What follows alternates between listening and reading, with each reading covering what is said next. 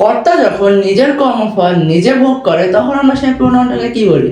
আবার কর্তা যখন নিজের কর্মফল অন্য কাউকে দিয়ে ভোগ করে তখন আমরা আবার সেটাকে কি বলি? আবার কর্তা যখন নিজের কর্মফলটা অধিক জোর প্রদান করে ভোগ করে তখন আমরা সেই প্রোনাউনটাকে কি বলি? এই সকল প্রশ্নের উত্তর একটি ভিডিও থেকে আপনারা পেয়ে যাবেন। সো ভিডিওটা না টেনে সম্পূর্ণ ভিডিওটা দেখেন, তাহলে আপনারা একটা ভিডিওতে সমস্ত কিছু ক্লিয়ার হতে পারবেন। আমরা প্রথম সেন্টেন্সটা দেখি, হি কিলড হিমসেলফ। এখানে হিমসেলফ হিমসেলফ হিমসেলফ হিমসেলফ অর্থাৎ সেলফ এবং সেলফ এই যুক্ত যে কয়টা ওয়ার্ড আছে সেই কয়টা ওয়ার্ডই হচ্ছে আমাদের রিফ্লেক্সিভ প্রোনাউন আর রিফ্লেক্সিভ অ্যাডজেক্টিভ। অর্থাৎ সেলফ এবং সেলফ যুক্ত থাকলে আমরা সেটাকে রিফ্লেক্সিভ প্রোনাউন বলবো বা অ্যাডজেক্টিভ বলতে পারি। সেলফ যুক্ত হয় সিঙ্গুলারের ক্ষেত্রে, সেলফ যুক্ত হয় প্লুরালের ক্ষেত্রে। ঠিক আছে, যেহেতু হিম সিঙ্গুলার আমরা সেলফ যুক্ত করেছি।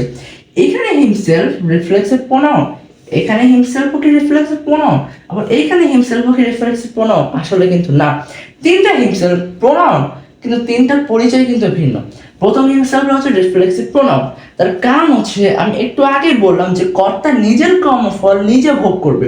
হি কিলড হিমসেলফ, সে নিজেকেই মারলো, নিজেকেই হত্যা করলো, অর্থাৎ সে নিজের কর্মফল নিজে ভোগ করেছে।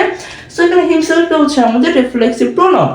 কিন্তু দ্বিতীয় সেন্টেন্সে হি কিলড এ স্নেক হিমসেলফ, সে নিজে একটা সাপ মারলো, সাপ হত্যা করলো। তাহলে এখানে হিমসেলফ এটা কিন্তু স্নেককে মডিফাই করতেছে, নাউনকে মডিফাই করতেছে। সো এটা আমাদের রিফ্লেক্সিভ অ্যাডজেক্টিভ।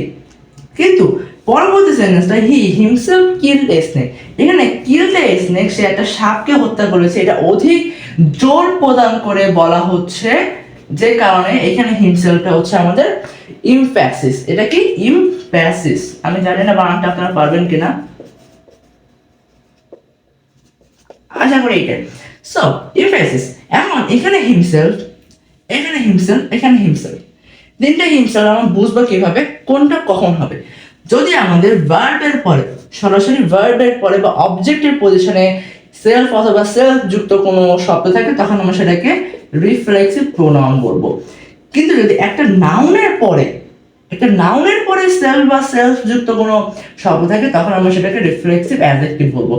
এবং যদি সাবজেক্টের পরে দুইটা যুক্ত কোনো ওয়ার্ড থাকে তখন আমরা সেটাকে ইমফ্যাসিস বলবো। ক্লিয়ার? সিম্পল। পরবর্তী উদাহরণ দিয়ে দেখি, রহিম লুকড হিমসেলফ হিমসেলফ হিমসেলফ, তিনটা হিমসেলফ, কিন্তু সিমিলার ওয়েতে এটা হলো রিফ্লেক্সিভ প্রোনাউন। তার কারণ হচ্ছে এখানে লুকড হিমসেলফ, সে নিজেকেই দেখেছে, সে নিজের কর্মফল নিজেই ভোগ করেছে। সো এটা আমাদের রিফ্লেক্সিভ প্রোনাউন। কিন্তু পরবর্তীতে সে লুক এ বুক, একটা বই দেখেছে, সে অন্য কারোর মাধ্যমে অন্য কোনো ওয়েতে সে কর্মফলটা ভোগ করেছে। সো আমাদের এটা রিফ্লেক্সিভ অ্যাডজেক্টিভ। এবং এটা কিন্তু এ বুক একটা নাউন, এই নাউন ফ্রেজের পরে আমাদের সেলফ যুক্ত ওয়ার্ড আছে, সো এটা আমাদের রিফ্লেক্সিভ অ্যাডজেক্টিভ নিঃসন্দেহে। কিন্তু লুকড হিমসেলফ এটা অবজেক্টের পজিশনে আছে বা সরাসরি ভার্বের পরে আছে, সো এটা রিফ্লেক্সিভ প্রোনাউন নিঃসন্দেহে।